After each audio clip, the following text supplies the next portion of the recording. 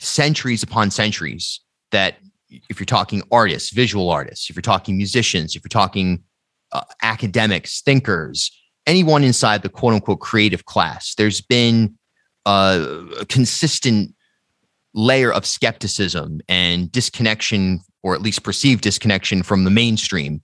Yet today, particularly in music, but I think in all of the fine arts and in journalism and academia, now influencer culture, as it's known, drives you to assume that the very art that you create has to be presented in a way that feeds right into the beast. So you're almost taking some of the voices that would be most capable of sounding the alarm and sanitizing that message while ushering them right into the heart of this matrix that you describe.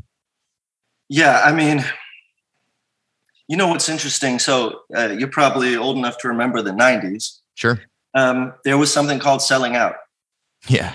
That has disappeared.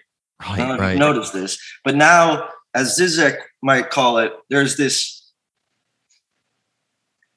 what he calls ironic distance. But it's the ability to use irony to do the thing that is the sellout as an ironic action, so that I can, really enjoy Beyonce in a Pepsi commercial with this sort of like ironic distance. And the point is that, irony is thought to be this sort of like rebellious coat of armor.